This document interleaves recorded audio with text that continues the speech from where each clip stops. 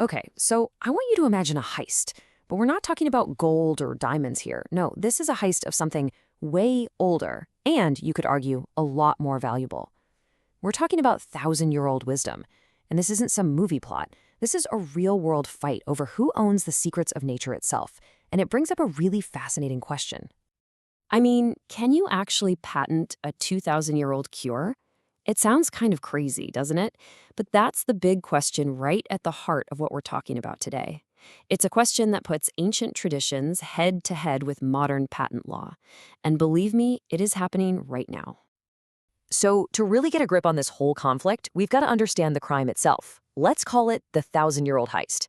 You see, this is a quiet kind of theft. It doesn't happen in the dead of night with masks and getaway cars. Nah, this happens in corporate labs and patent offices.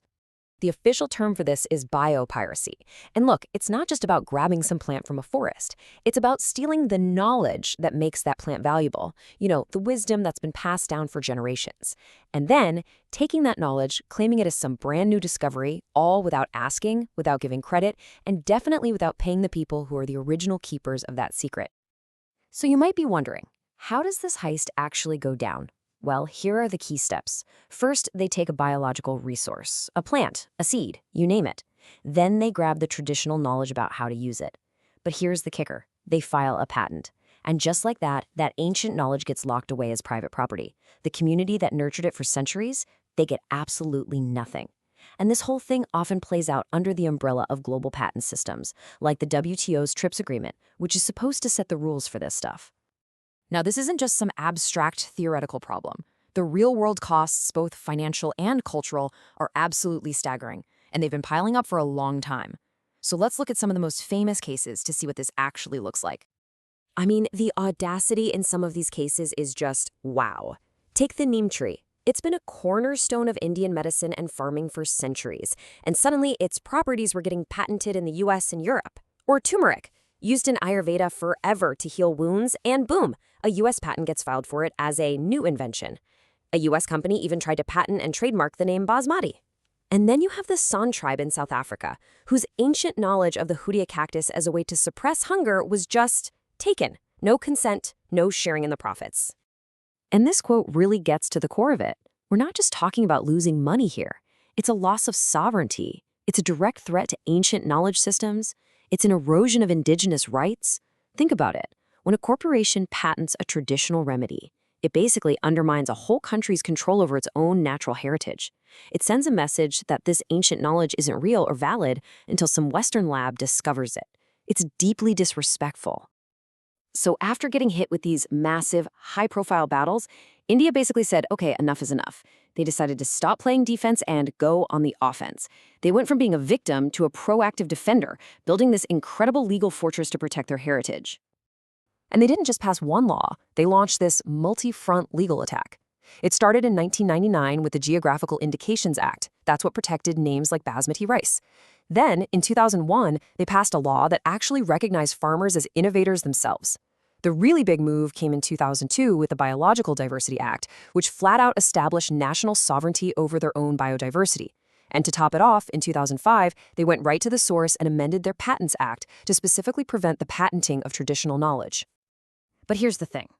Building all these legal walls, it wasn't quite enough. They needed something proactive.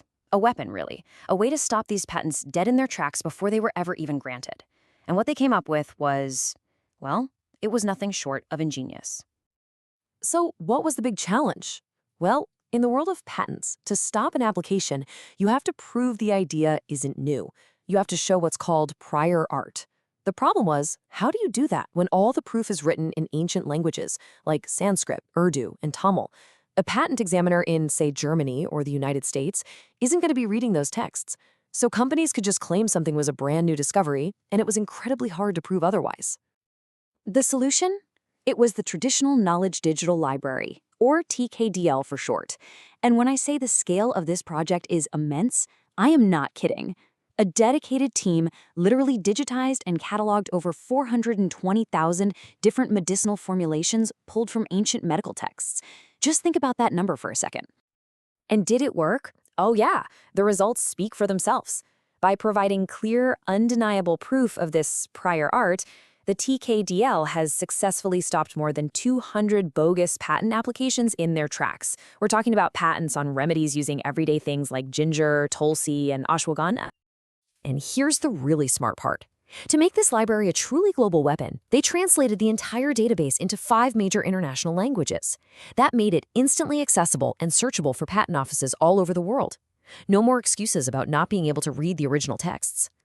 The way this whole system works is just brilliantly simple. So, step 1. Some company somewhere applies for a patent, let's say on the healing properties of jamun seeds. Step 2. The patent examiner, now armed with a TKDL, can check the database. Step 3. The TKDL team back in India sees the application and submits a report with all the evidence, proving this knowledge is thousands of years old. And finally, step 4, the wrongful patent application gets canceled or withdrawn.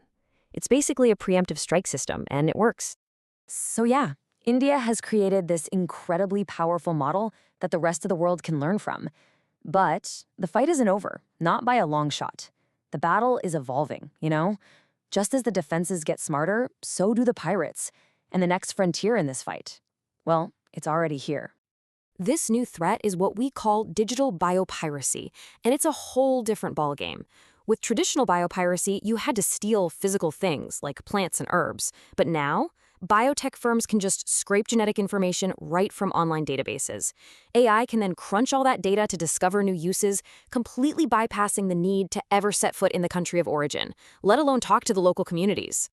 So, where do we go from here? What's the path forward? Well, the strategy really has to have a few key parts. First, the TKDL needs to be expanded to include all the tribal and folk knowledge that's still just passed down orally. Second, we need stronger laws that force patent applicants to say exactly where they got their biological material. Third, the push for international reform of the big patent agreements like TRIPS has to continue. And maybe most importantly, we have to empower the local communities, making sure they're the ones who guard and benefit from their own wisdom. And all of this really leads us to one final massive question. As technology just keeps advancing at this incredible pace, who is actually going to own the blueprints of life? I mean, this fight isn't just about plants and ancient remedies anymore. It's about who gets to control, who gets to profit from, and who ultimately owns the fundamental genetic code of life on Earth. Something to think about.